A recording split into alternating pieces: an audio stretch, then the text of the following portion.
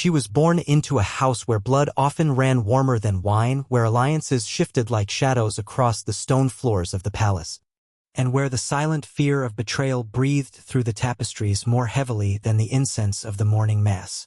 In the royal halls of Burgundy, where Clotilde opened her eyes to the world, legacy was not a gift, it was a burden wrapped in silk and sealed with ancient curses.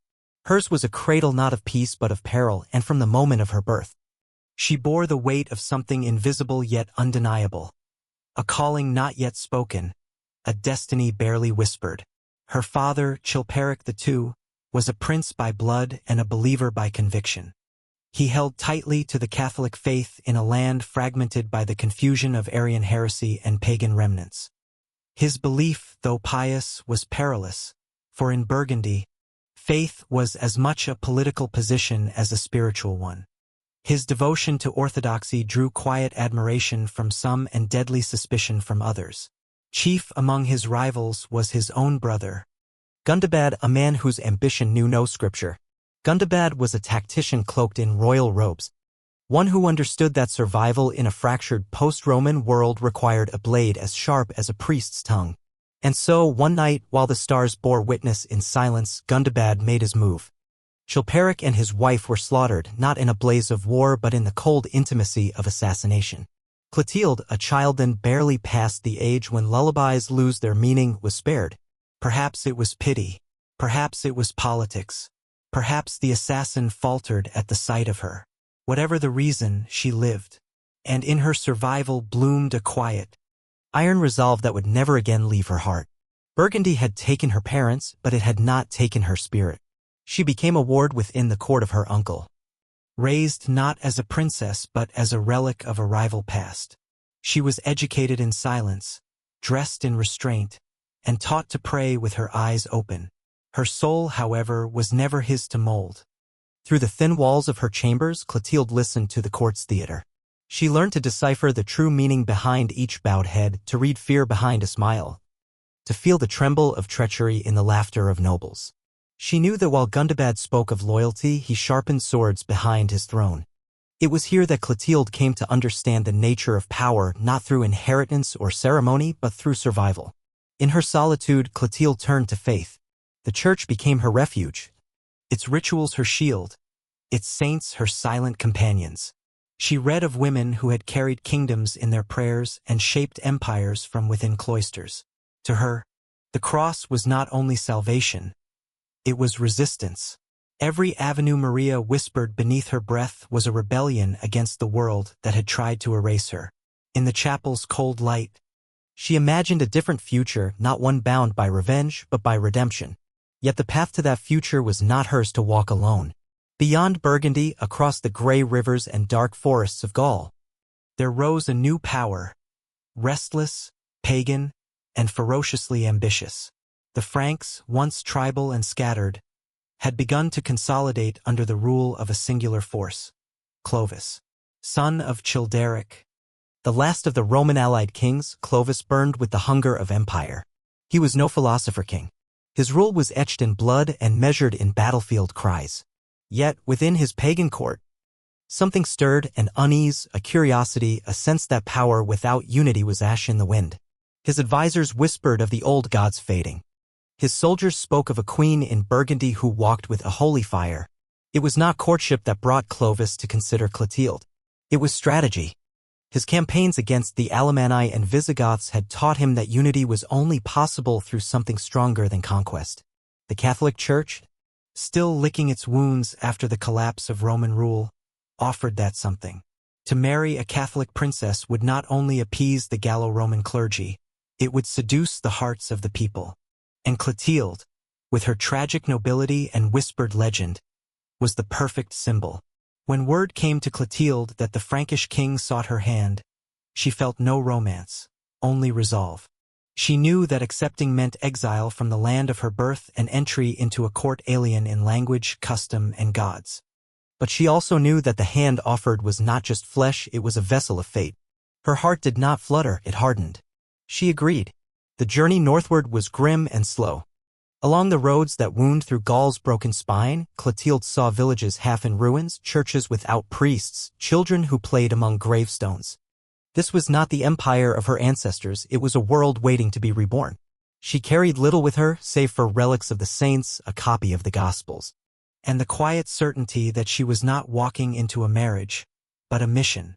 When she arrived at Clovis's court in Soissons, it was as she expected, gruff, cold, and brimming with eyes that saw her as both trophy and threat. The nobles feigned deference, but their pagan hearts recoiled at her piety. She, in turn, offered no performance. She lit candles. She prayed aloud. She honored the Sabbath. And slowly, silently, her presence began to ripple through the stone corridors. Clovis, for all his brutality, was not blind. He watched her, not just her beauty, though even his battle-worn soldiers spoke of it in reverent tones. He watched her composure, her unshakable routines, her calm amid the chaos of his court. And he began to wonder not if her God was real, but how a woman so seemingly fragile could carry such invisible strength. Clotilde bore his children, and with each birth came both joy and peril. When she insisted on baptizing their first son, Ingomer, it was an act of defiance as much as devotion. Clovis, though resistant, allowed it. The boy died shortly after. Clovis, furious, mocked her faith. But Clotilde did not waver. Her grief was oceanic, but her conviction was deeper still. She baptized their second son, Clodomir, and when he survived, she said nothing. She only prayed harder.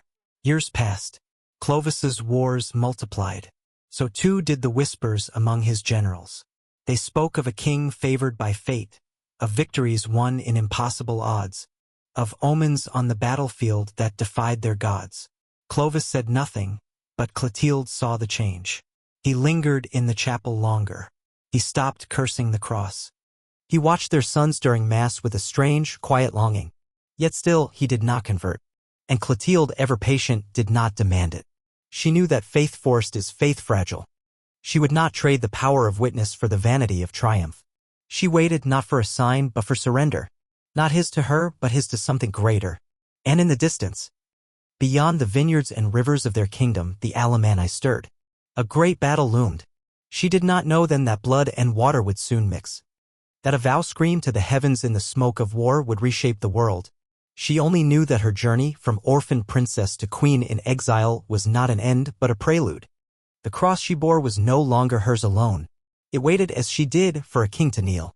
And when he did, history would kneel with him. The first winter in Soissons was colder than she had imagined, not only in climate but in spirit. The stone walls of Clovis's hall bore no icons, no crosses, no signs of sacred comfort. The air was thick with smoke from animal fat torches, the scent of meat and sweat blending with iron and damp. Laughter came easily to the men, but it was a laughter laced with menace. She had known courtly life before, in Burgundy, where treachery dressed in silk and whispered beneath cathedral arches. Here it was bare-chested, loud, and drinking from horns. Still, Clotilde did not flinch. She moved among them like a ghost with a crown, serene and deliberate. Her presence quiet yet unsettling. A single candle burning in a room full of shadows. She had not come to change them with speeches. She had come to endure. The first weeks passed without warmth. The women of the court, concubines and chieftains' wives, kept their distance. They viewed her Christianity as a foreign thing, too brittle for the wild soil of Frankish tradition. Her prayers were seen as superstitions, her fasts as weakness, her silence as arrogance. But Clotilde, schooled in long suffering and cloistered patience, neither retaliated nor withdrew. Each morning, she lit a small oil lamp in her chamber, knelt upon the cold floor, and offered her soul's breath to the heavens. She prayed not for safety but for strength. Clovis's attention was drawn more often to war than to marriage. The frontier was a living wound, and the king tended to it with fire. Raids, alliances, skirmishes, they consumed his days and dreams. Yet something in him shifted in Clotilde's presence. He began to return to the hall earlier. He asked questions not of politics or tactics, but of her past, her saints, her strange rituals. He said little in response, but his silences changed. They grew longer, heavier with curiosity. The birth of their first son was not greeted with the solemn rites of the church but with the howling revelry of warriors. They named the child Ingomar. Clotilde, despite the murmurs around her, insisted on his baptism. She carried him herself to the small wooden church near the city's edge, accompanied by 2 Roman priests and 1 nervous attendant. The baptism was quick, humble, and sacred. She returned with the child wrapped in linen, her heart full of trembling hope. Within days, the boy fell ill. He died before the next moon. The court erupted with whispers. Some claimed the Christian god had cursed the child. Others said Clotilde's strange rites had brought wrath upon the bloodline. Clovis was silent, but his eyes burned when he looked at her. He did not forbid her faith, but he did not forgive her either. She bore the weight in silence, pressing her grief into the wooden floor of her chapel each night, reciting the psalms until her lips bled from their quiet repetition. When their second son, Clotilde, was born, Clovis hesitated. He watched her closely, waiting to see if she would insist again. And she did. This time, he allowed it with a shrug, as if daring her God to intervene. The baptism came, and Clotilde thrived. Clovis said nothing, but she noticed he no longer scowled when passing the chapel. The years that followed were not marked by peace but by constancy. Clotilde took no part in military affairs. She was not allowed to attend councils, nor was she consulted on campaigns. But she found other ways to influence. She spoke with the Roman bishops who still wandered Gaul, offering them refuge, food, and protection. She funded repairs to churches. She organized bread for the poor. She read scripture to the few women who dared sit with her. Her influence was quiet, but it began to pulse beneath the surface of the kingdom like a slow-moving river wearing down stone. Children were born and raised. Clotilde educated them in both the traditions of the Franks and the teachings of Christ. She taught them the Psalms but also the names of their ancestors. She did not demand they choose one path over another. She planted seeds and waited for them to bloom. Clovis continued to conquer. He crushed the Alemanni, subdued the Burgundians, pushed back Visigothic influence. Each campaign increased his legend and stretched the borders of his dominion. But for all his strength, he could not crush the sense that something in his household stood beyond him. He saw Clotilde endure the deaths of 2 children with unflinching faith. He saw her welcome plague-stricken priests into her chambers without fear. He saw her smile at women who mocked her. And something in him began to ache, not with guilt, but with wonder. He questioned his gods in secret. The old Frankish spirits, the thunderers and sky beasts, no longer seemed to speak to him. In battle, he began to feel an emptiness he had never known. Victory felt less like fate and more like effort. He once dreamed of wolves guiding him. Now he dreamed of fire consuming his throne. He said nothing to Clotilde, but one night he sat outside the chapel and listened to her voice as she sang. It was not a hymn he understood, but the melody gripped something deep inside his chest. The court began to shift. Slowly, her presence, once mocked, was now respected. The noblemen's wives who had shunned her now sought her counsel in childbirth. Some even asked for blessings. The chapel, once empty, now held quiet visitors. Soldiers lit candles before battle. A Roman priest was invited to dine at court. These were small signs, but they were real. Still, Clotilde knew she had not succeeded, not truly. Clovis remained pagan and the realm remained divided. The Visigoths to the south clung to Arianism.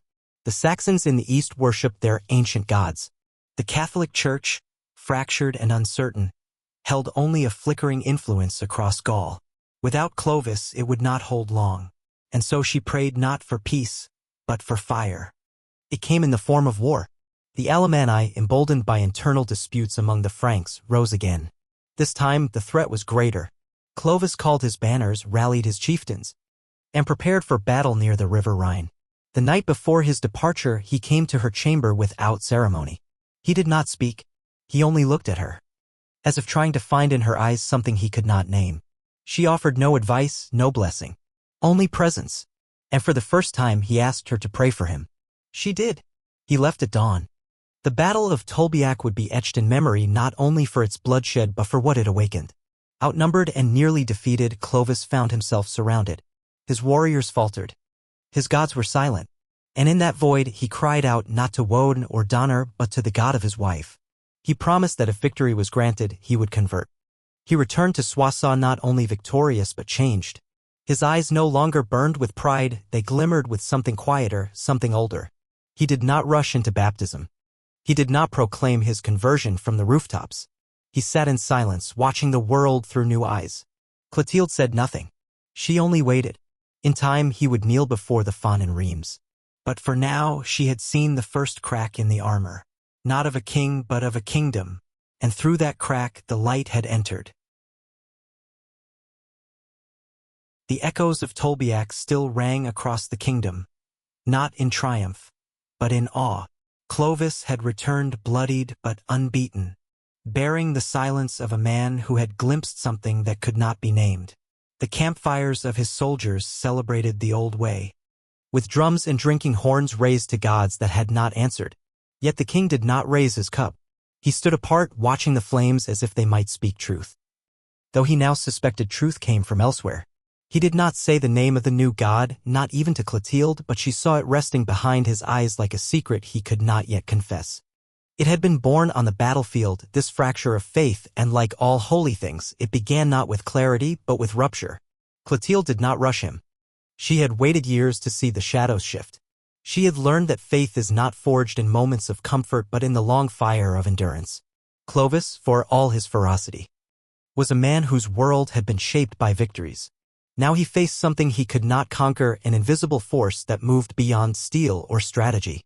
She saw his silence not as distance but as a kind of gestation. The soul must gestate just as a child must turn before birth. She prayed for him without demand. She lit candles not to rush him, but to light the way he had begun to walk. Winter approached. The forests thickened, the rivers slowed, and within the halls of Soissons the fire burned low. Clotilde moved through the court like a holy spectre.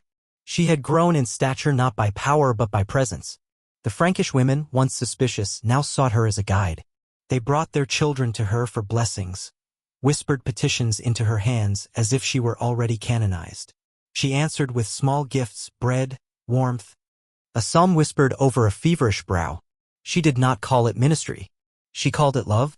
And in doing so, she built a kingdom within a kingdom. One where grace seeped through the cracks of iron and oath. Yet the world beyond her hands remained fractured. Clovis, though changed, still hesitated. He had promised baptism. He had seen victory where there should have been death. But pride clung to him like chainmail. His nobles, many of whom worshipped the gods of their ancestors, resisted the change. They called the Christian God foreign. They warned that conversion would divide the tribes, anger the spirits, weaken the throne. Clovis listened, weighing not their theology but their loyalty. His heart leaned toward the cross, but his crown held him back. Clotilde watched this tension unfold, not with despair, but with clarity. She knew that kings are not saved in isolation.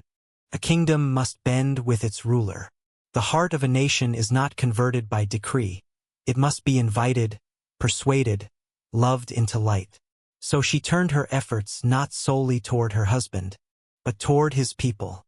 She sent envoys to Reims, to Tours, to the scattered parishes of Gaul still loyal to Rome. She brought priests to court, not to preach, but to serve. She hosted feasts where both pagan and Christian sat at table. She sponsored the rebuilding of a burned chapel outside of Paris and ordered the carving of new icons to adorn the city's churches. These acts were not grand gestures. They were stones in a bridge, and though the river was wide, she believed it could be crossed. But belief does not shield from sorrow. Their third child, Childebert, was born in spring when the earth returned to color. He was strong, with eyes like polished iron and lungs that shook the chamber walls. Clotilde held him with a mix of joy and fear. She had known the ache of death before, and though this child seemed invincible, she trusted neither time nor fate. She prepared for baptism once again, and once again Clovis wavered. This time, he did not forbid it. He did not consent either. He told her it would cause unrest among his generals, that the moment was not right, that if she insisted, she would bear the risk alone. She looked into his eyes, not to plead but to affirm, and she proceeded. The baptism took place in secret, with only a handful of clergy present.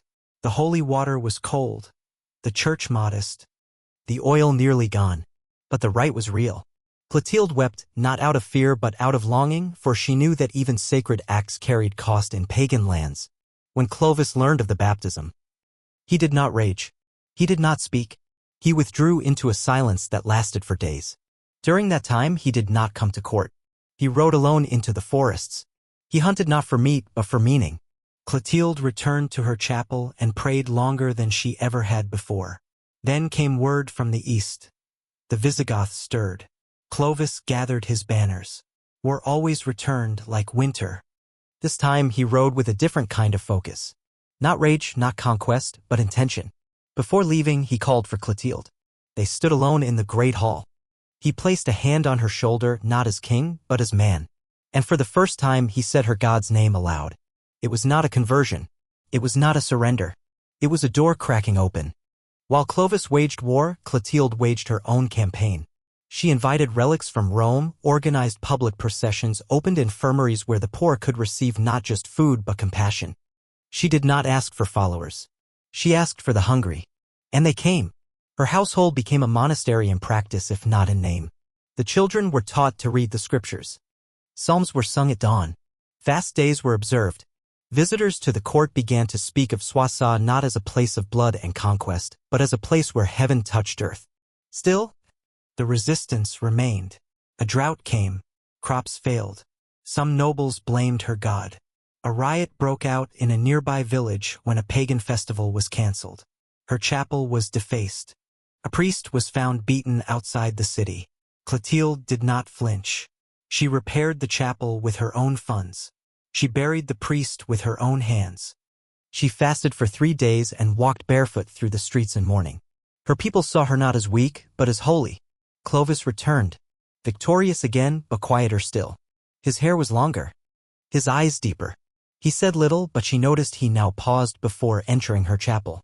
He did not yet kneel, but he lingered. And one night, as storms rolled across the plains and thunder rattled the rafters, Clovis entered the chapel alone. He stayed until dawn. She did not ask what he prayed. She only thanked the God who listened. The following weeks saw changes. Clovis ordered the restoration of a church in Reims. He received a delegation from Rome. He invited a bishop to speak at court. And when their 4th child was born, a daughter, Clotilde, he attended the baptism. He did not participate, but he watched, with dry eyes, with a bowed head. Clotilde, holding the child, felt the fragile beginning of something eternal. Faith had not triumphed by sword or decree. It had endured. An endurance she now knew was the shape of miracles. Autumn approached like a tightening noose, the sky darkening sooner with each passing day, as if even the heavens sensed that something great and grave was stirring beneath the trees of Gaul. Clotilde felt it first not in prophecy but in stillness. Her prayers became heavier, not for deliverance, but for readiness. The priests whispered of rumblings from the east, of restless tribes forming uneasy alliances, of the Alemanni once more drawing their blades not just against their neighbors but toward Clovis himself. This was not a border dispute. This was an omen wrapped in armor. War would come, and with it, decision. In the early mornings, before the mists had lifted from the river, Clotilde would walk alone through the chapel's outer courtyard. She had always believed that a moment would come when the Lord would break into the world in fire or thunder. But now, she saw it differently. The world did not end in a single roar. It turned, slowly, painfully, until the weight of resistance snapped and gave way. Clovis had changed since the birth of their last child. She saw it in the way he spoke less of vengeance and more of legacy, less of glory and more of peace. Yet he still clung to the edges of belief, circling it like a wolf unsure of its prey. He had witnessed miracles, felt them stir in his marrow, but the leap had not yet come. And Clotilde, though tempted to push, refused to interfere. Faith could not be forced. It had to be broken into as a seed is split before it grows. Then the call came. The Alemanni had crossed the Rhine with a force larger than any in recent memory. Reports were muddled, but the message was clear: Clovis must ride or be ridden over. The court stirred with ancient fear. The old gods were invoked in whispers. Warriors sharpened spears and tied charms to their belts. Even some Christian bishops secretly feared the tide. Clovis summoned his nobles, gathered his banners, and prepared for war. Yet something in his bearing was different. He did not boast. He did not threaten. He moved like a man who knew that this battle was not only of land or vengeance but of meaning. On the eve of his departure, Clotilde watched him from the threshold of their chamber. He sat alone, armor at his feet, staring into the hearth. The light danced across his face, casting long shadows into the hollows of his eyes. She did not approach. She did not speak. He felt her presence, and that was enough. In the quiet, she prayed not for his victory, but for his clarity. He left before dawn. The air was cold, and frost rimmed the grass like a crown of thorns. She watched from the gates as his army vanished into the gray woods, their banners swallowed by the fog. The silence that followed was thicker than grief. For days, word came in fragments. The Alemanni had encircled Clovis near Tolbiac, a settlement of no consequence until now. The Franks were outnumbered. Their retreat was cut off. The skies brought no rain, and the earth was dry enough to choke. Clotilde waited in vigil, refusing food, kneeling in the chapel from dusk until dawn. She lit candles until wax pooled like tears at her feet. The bishops around her prepared for mourning, but Clotilde did not. She felt no death coming. She felt birth. Then came the message not from a writer, but from a priest who had followed the army sent by Clovis himself. The king had fallen to his knees in the middle of battle. With the enemy pressing, with his men dying, with no hope from the gods of his fathers, he had cried out not in rage, but in plea to the God of his wife. He had promised, if victory were granted, he would turn, wholly and without compromise, to the cross. Clotilde did not weep. She did not exclaim. She closed her eyes and whispered the words she had known would one day be true. The king had made a vow, and the heavens had heard. The victory was total. The Alemanni, fractured by infighting and terrified by what they claimed were ghostly visions in the smoke of battle, scattered and were slaughtered. Clovis, stunned and speechless, returned with barely half his original force. But he carried something more than soldiers. He carried revelation. His vow had not been a tactic. It had been a surrender. When he entered Soissons again, he did so not in triumph, but in humility. The people greeted him with shouts and laurel, but he barely acknowledged them. Clotilde met him at the gates, and in his eyes, she saw the man she had loved through years of doubt and grief, now opened like a book to be read by grace. He said nothing of the vow in public. Not yet. But she saw him enter the chapel alone that evening, and when he emerged, his face was wet not with sweat, but with tears. The following days moved like a dream. Clovis summoned bishops, including Remigius of Reims, a man known for his steady hand and deep wisdom. Together, they began to prepare the rite. Clotilde watched with quiet joy as the court, once hostile to her faith, now bowed before its rituals. The nobles resisted. Some whispered of betrayal, but Clovis stood firm. He declared that he would fulfill his promise, and any who stood against it would be left behind. And so the date was set. The city of Reims was chosen, for its cathedral stood tall among the crumbling bones of Roman Gaul, a symbol of what had been and what could be. The journey there was more than procession. It was pilgrimage. Clotilde rode beside her husband, the people lining the roads to see the king who would become Christian. The old women crossed themselves. The poor wept openly. Some even fell to their knees as he passed. They saw not just a ruler but redemption. When they arrived at the cathedral, it was as if heaven had descended. Candles flickered in every window. Incense clouded the air. The relics of saints long hidden were brought forth. And in the midst of this sacred storm, Clovis stepped forward. He wore no crown. He bore no weapon. He dressed simply, as if to show that before God, even kings are beggars. The baptismal font shimmered with holy water. Bishop Remigius stood with oil and cloth, and as the choir began to sing, Clovis approached and knelt. Clotilde stood to the side, hands clasped so tightly they bled. She did not cry. She watched, every part of her alive with awe and peace. Remigius anointed the king in the name of the Father, the Son, and the Holy Spirit. The water touched his brow, and in that moment, France was born. Not in war but in water, not in conquest but in covenant. 3,000 of his warriors followed him that day, laying down their charms and pagan idols. The river of baptism swept them into a new nation, not yet formed by borders but by belief. Clotilde did not speak afterward.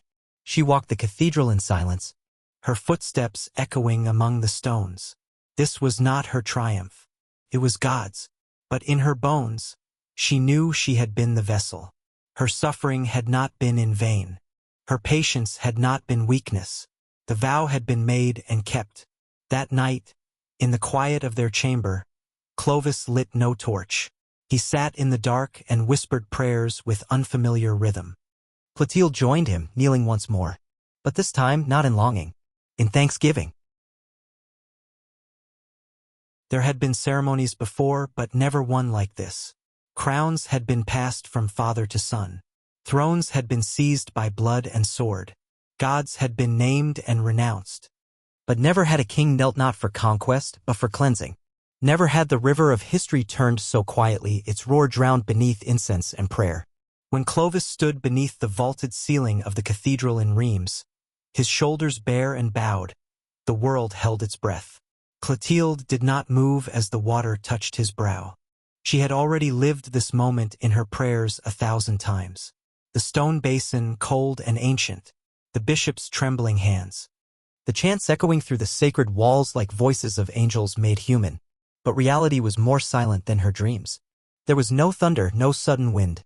Only breath and stillness. And in that stillness, something irreversible. The font shimmered beneath candlelight. Bishop Remigius stood as anchor and witness. His voice, though worn by years, carried the firmness of eternity. When he spoke the name of Christ, Clovis did not flinch. When the oil touched his forehead, he did not bow away. And when he rose, baptized and reborn, he did not smile. He only looked forward as if the world beyond the church door had changed shape and he would need new eyes to see it. 3,000 of his warriors followed. Some did so with awe, others with hesitation, but none turned back. They were stripped of their charms, wooden idols, animal bones, rings of old magic. They were clothed in white linen. Their weapons were laid aside. One by one, they entered the water, and as they emerged, the air seemed to shimmer with a new kind of light. The cathedral could not hold the multitudes. The rivers near Reims ran full that week. Not with flood, but with faith. It was not just Clovis who was baptized. It was a kingdom. From the moment his wet footprints marked the stone floor, the Frankish world began to reorient.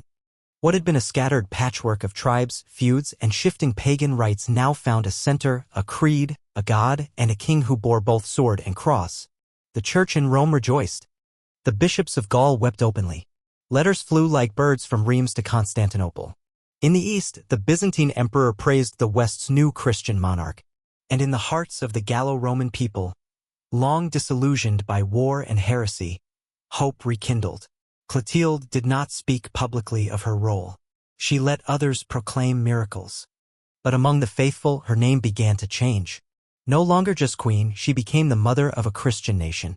Pilgrims wrote her name beside the names of saints. Women wove her likeness into altar cloths. Priests invoked her intercession in private. She said nothing of it, only deepened her silence. Back in Soissons, life shifted like soil after rain. The idols in the great hall were taken down. A wooden crucifix rose in their place. Mass became regular, then routine. The king's chamber became a place of prayer. His children were schooled not only in battle tactics, but in scripture. Frankish nobles, once wary, began to wear small crosses over their wolf pelts. They watched Clovis closely, and when they saw he still ruled with iron will and battle-tested fury, they followed him, not just to war but to church. Clotilde found herself surrounded not by power, but by conversion. It was not always clean. The road from paganism to Christianity did not travel straight. Some converts wore their faith lightly like a borrowed cloak. Others clung to old gods in secret. Superstitions lingered. Temples fell into disrepair, but the spirits they once housed were not easily exorcised. Clotilde did not condemn them. She understood the slow burn of transformation. She had lived it in her husband's heart. She now lived it in her kingdom. She focused on what she could build. She endowed monasteries, commissioned the copying of sacred texts, fed the poor at the palace gates. She sent her priests into the forests and fields, not to crush, but to call. Christianity, she believed, must not arrive as an invader. It must arrive as a guest. And it did.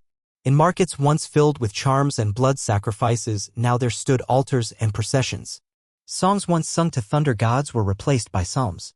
Even the soldiers, hardened by years of killing, now offered prayers before battle, not to spirits of steel, but to the Prince of Peace. The land did not change overnight, but it began to breathe differently. Like lungs after a long sickness, Clovis changed, too. His eyes no longer sought the horizon only for enemies. He began to speak of unity, of laws beyond the sword. He convened councils, sought wisdom from bishops, weighed his actions not just in gold and gain, but in grace. He did not become meek, he remained a warrior. But he fought with a purpose more eternal than territory. When disputes rose among tribes, he no longer reached first for his blade. He sent envoys. He sent priests. Still, he remained king. And the path of a king is not without blood. When rival chieftains resisted his authority, he crushed them. When heretics challenged his bishops, he silenced them. He was not a saint. He was a monarch baptized. His heart bore both lion and lamb. And Clotilde, who knew both beasts well, stood beside him, not to guide, but to remind. Their children grew beneath the shadow of the cross and the memory of the sword. Clotilde took special care to teach them not only the rules of rule, but the rhythms of prayer. She knew that baptism alone did not guarantee virtue. She had seen too many noblemen speak of Christ and live as beasts. She believed in shaping not just kings, but Christian men. And so she taught them silence, humility, the strength that comes from restraint. One night, during a violent storm, a soldier brought news of a pagan shrine burned by overzealous converts. Clovis was pleased. Clotilde was not. She rose from her chamber, barefoot and without escort, and walked through the mud-soaked streets to the chapel. There she prayed, not for the burned stones, but for the hands that had burned them. Christianity, she believed, could not rise on ash. It must rise on mercy. The years passed, and as they did, the kingdom knit itself together. Roads were built not just for armies, but for pilgrims. Churches rose where groves had once stood. The language of law shifted to echo scripture. Clovis, though still feared, was now also revered. And Clotilde, who had once been a stranger among barbarians, now walked through her kingdom like a mother in her own house. She never claimed credit, but in the quiet she gave thanks. Not to herself, but to the God who had carried her through betrayal, exile, silence, loss, and now rebirth. She often visited the cathedral in Reims alone. There, she would kneel where Clovis had knelt, where France had first tasted the waters of heaven. She would light a single candle, and she would whisper, "It has begun." The water had dried, the oil had faded, but the weight of the baptism never left the crown. In the years that followed Clovis's conversion, the kingdom seemed to stride forward with the grace of divine momentum. The cross was etched into banners once marked by wolves. Churches rose in fields where pagan stones had stood. Bishops came and went with the confidence of prophets. The court, once scented by blood and mead, now bore the fragrance of incense and iron discipline. But Clotilde knew better than to believe in appearances. Faith, she had learned long ago, was not armor. It was a wound one chose to keep open. And though Clovis wore the cross on his chest, she saw that his heart was being pulled once again, not by the gods of his ancestors, but by the seduction of conquest. The newly unified Frankish realm was not a nation, it was a patchwork stitched with swords and promises. The southern lands still spoke Visigothic tongues and held to Arian heresies. The east simmered with tribal resentment. Burgundy, her homeland, stood fractured by rival claimants, still ruled in part by those who had bathed their hands in her father's blood. And beyond them, Rome watched warily, ever protective of its waning authority, its bishops hungry for alliances. Clovis understood this map not as a preacher might, but as a predator. Baptism had not dulled his instinct, it had sharpened it. The church now provided a moral legitimacy for war. His sword, once a tribal relic, now became a divine instrument. He began to speak less of unity and more of judgment, not for the wicked, but for the unbelieving. And in every whispered rebellion he saw not just political threat but spiritual offense. His enemies were no longer just rivals. They were heretics, pagans, obstacles to God's will. Clotilde felt the shift like winter's slow return. It did not scream. It crept. She watched as envoys returned from Burgundy, their reports veiled in diplomacy but trembling with blood. Clovis had begun to move against her kin, not in vengeance, he claimed, but to bring them into the light of truth. The southern Burgundians resisted. Gundobad, her uncle, still ruled, his throne a monument to the betrayal that had made her an orphan. Clovis spoke to her of this campaign with cold resolve. He framed it as justice wrapped in mercy. But Clotilde saw the ghosts behind his eyes. This was not mission. This was memory. The child within the king had never forgotten the girl he had married. She did not protest the war. She could not. She knew that Gundobad was a tyrant, that his rule perpetuated violence, that his court remained a bastion of heresy. But she also knew that war, no matter how noble its banners, always shattered more than it sanctified. And so she prayed not for victory, but for clarity. The campaign against Burgundy was swift and devastating. Cities burned. Fortresses fell. Clovis rode at the front, his cross-engraved sword now slick with the blood of cousins and former allies. Gundobad fled to safety, but his sons were captured, paraded through Soissons as proof of divine favor. The court cheered. Priests declared it a holy triumph. But Clotilde's heart broke in silence.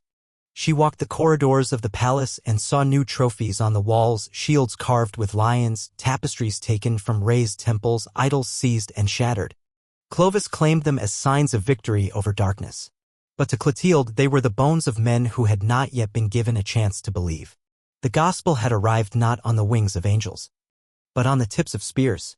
She turned inward. Her prayer life deepened. She fasted more often, withdrew from courtly feasts, and spent her days among the poor. There, in the alleys and markets, she found the gospel unbroken. Widows who had lost sons in war still whispered Christ's name. Orphans learned to cross themselves with trembling hands. In these faces, she found a different kingdom, one not built on conquest, but on compassion. Clovis continued to wage his holy wars. The Visigoths, emboldened in the south, became his next obsession.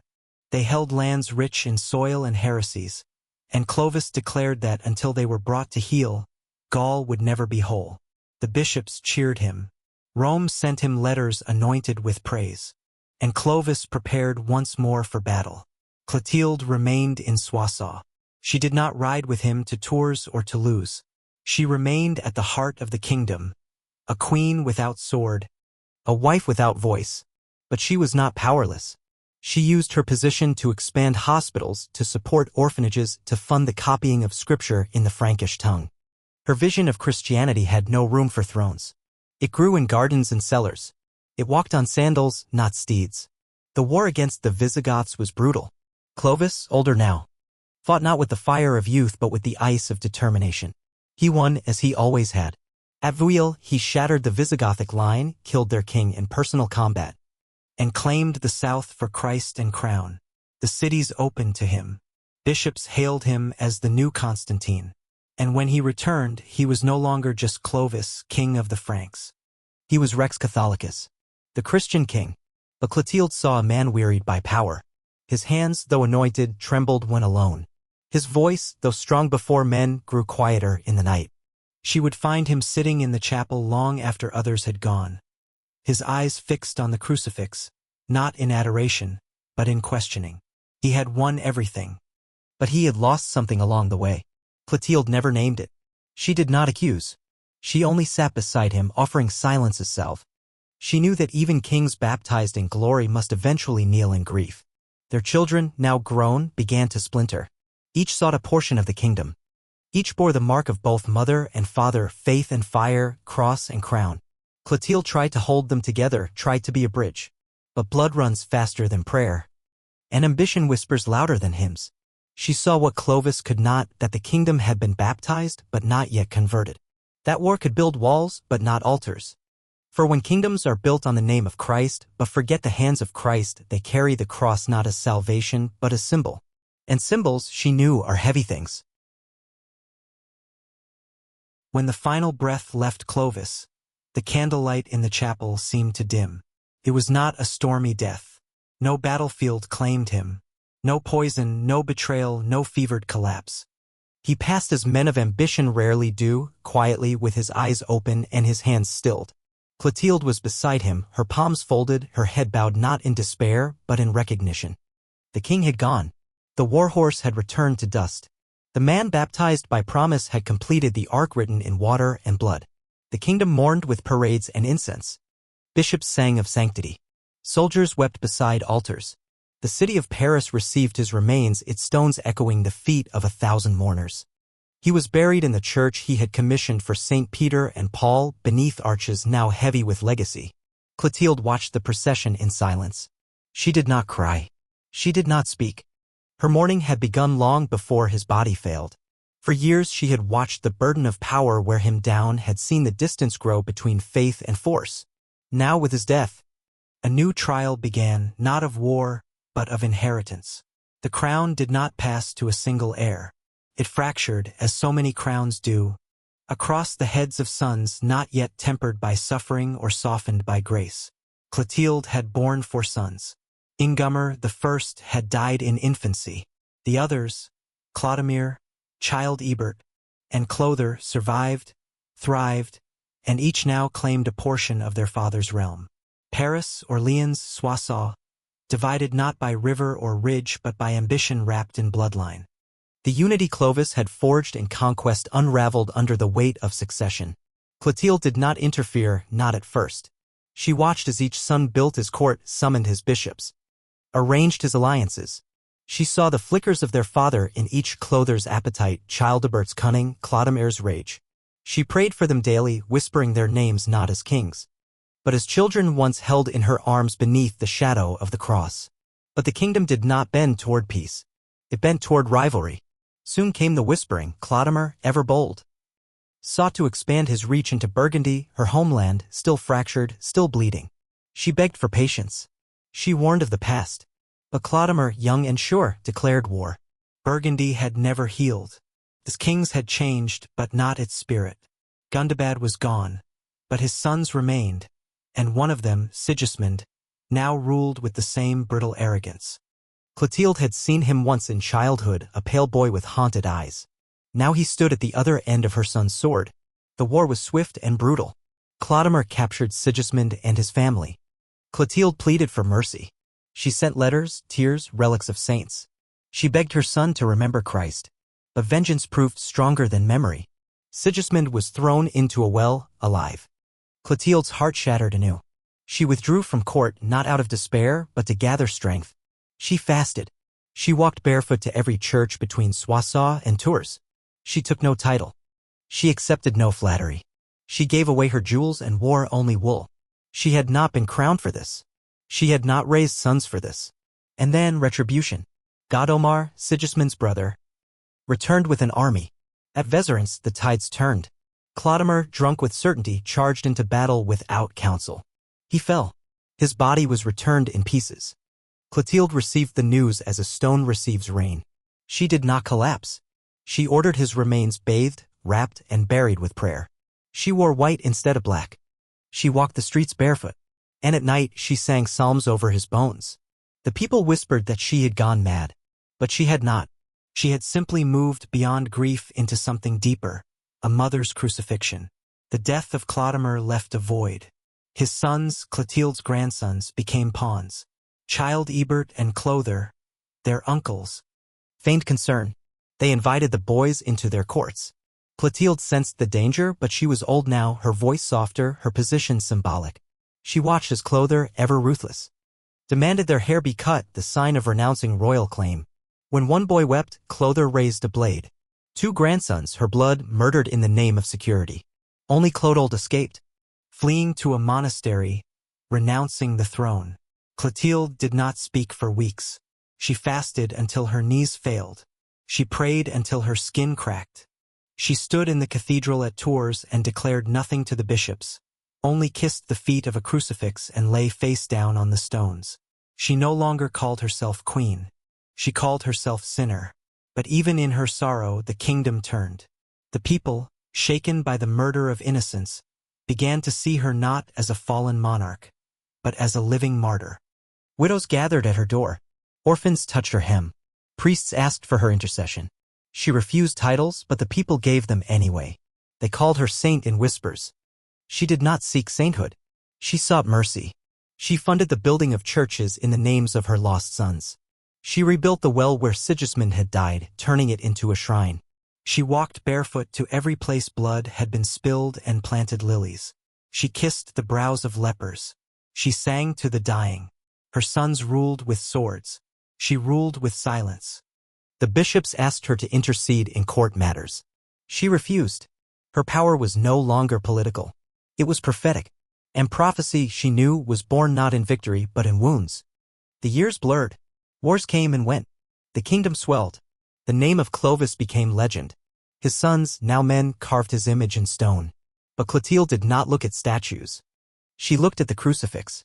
Her sons had built an empire, but they had not yet built the kingdom of God. She returned often to Paris, to the church where Clovis was buried. There, beneath the same roof where their prayers had mingled, she knelt alone. She no longer asked why. She only asked what more she could give. She wrote letters to Rome, pleading for more monks, more schools, more sanctuaries. She sold her remaining land and gave the gold to widows. She took in orphan girls and taught them scripture. She slept on straw. She ate once a day. Her hands, once soft with royal oil, grew calloused. She did not seek legacy. She sought forgiveness. And in the eyes of the poor, she found glimpses of the kingdom she had once prayed for. Not one built by Clovis, but one born of Christ. The road to Tours was not paved in stone but in silence. When Clotilde departed from Paris for the last time, she left behind not just the palace and its politics, but the echoes of a life once consumed by crown and conquest. She had buried a husband, seen sons tear one another to pieces, watched blood mix with baptism, and held the broken remains of a Christian kingdom that bore her name but not always her spirit. There was nothing left to rule and everything left to redeem. She arrived in Tours without ceremony. No royal entourage. No heralds. No proclamations. Only a donkey cart carrying relics, simple robes, and the remains of a body worn down not by age but by grief and prayer. The monks welcomed her with bowed heads and trembling hands as though a relic had come to live among them. But Clotilde asked for no cell of honor, no special cloth, no feast. She asked only for a cot in the corner and a bowl of bread each day. Tours was sacred ground. The bones of Saint Martin rested there, the bishop who had once laid down his sword to take up the cross, whose legacy whispered through the vines and vineyards like old psalms. Clotilde came not to take his mantle, but to hide beneath it. She did not want recognition. She wanted retreat. And yet, even in stillness, the world found her. Word spread. The queen had come, not to reign but to repent. Pilgrims arrived, many poor, some broken, all seeking something they could not name. Clotilde did not preach. She did not perform miracles. She did not weep or lecture. She listened. She tended. She washed the feet of those too weary to kneel. She sang to the sick. She sat in silence beside the dying.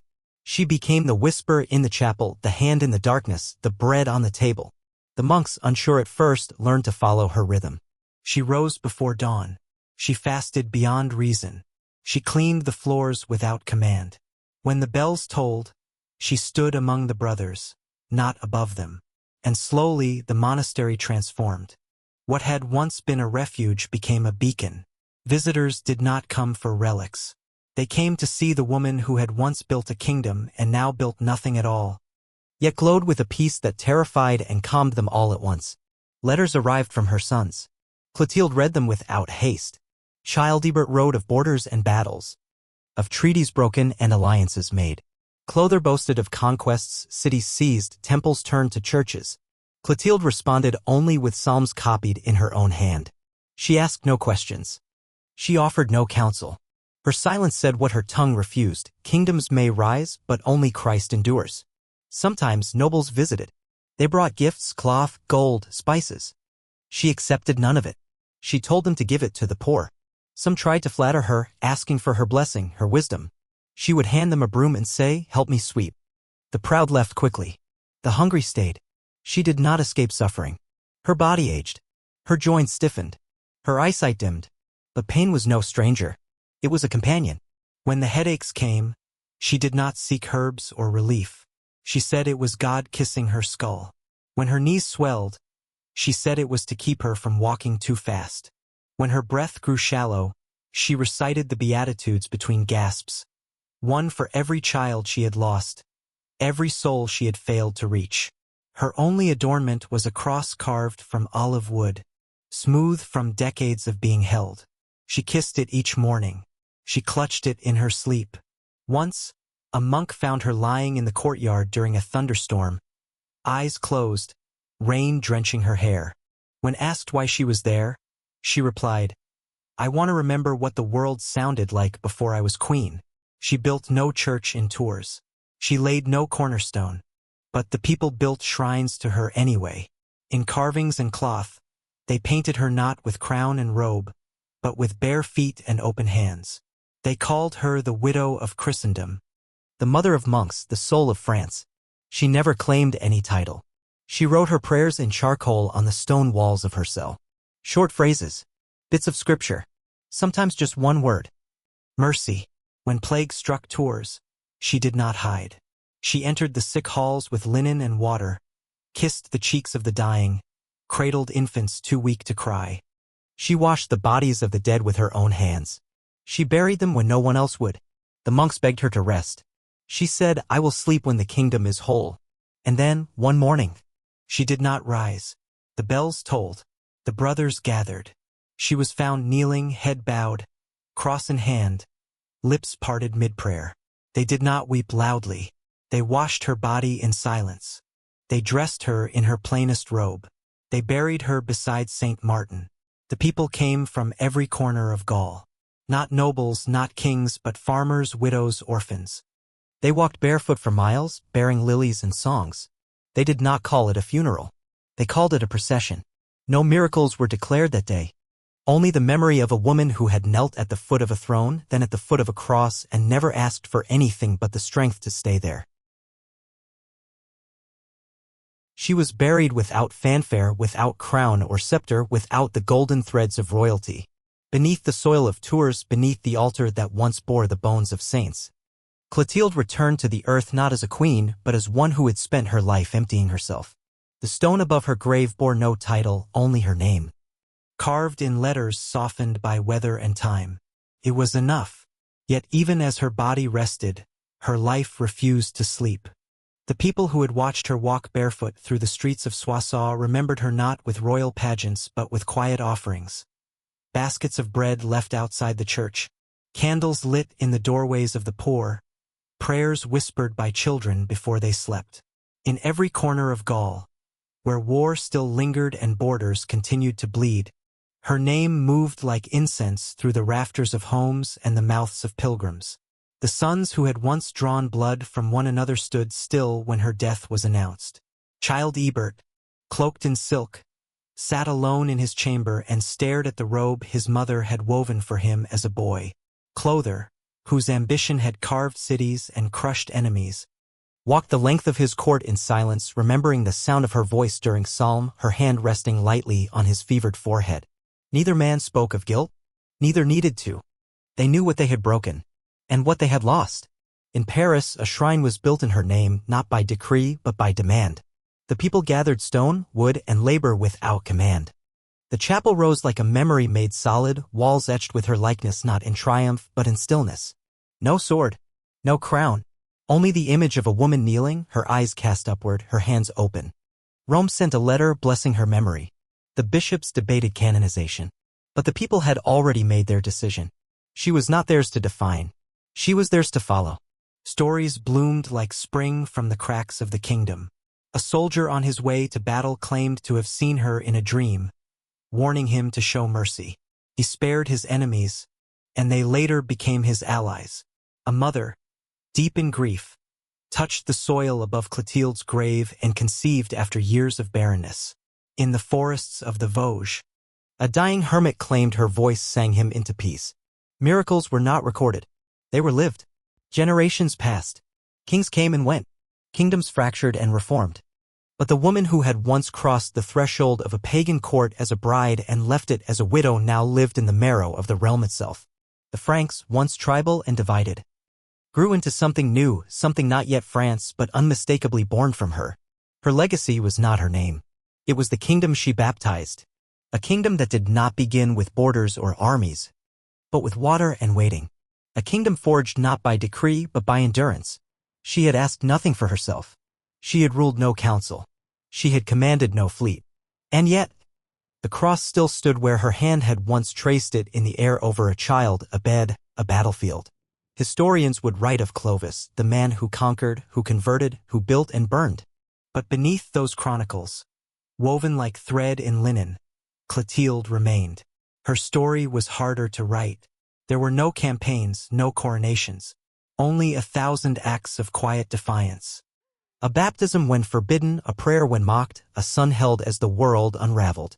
In time, France would be called the eldest daughter of the church, not because of her kings, but because of one woman who chose not to reign but to remain. In Tours, pilgrims still walked. They came not for relics but for stillness. In the chapel where she had once swept the floors, monks sang her name like a hymn not written but inherited. And in the stone above her resting place, lichen and light carved new meaning from old letters. She had not saved a kingdom. She had carried it. And long after the swords rusted, the scrolls faded, and the kings lay forgotten, her footsteps remained, pressed into the soul of a people still learning what it meant to kneel.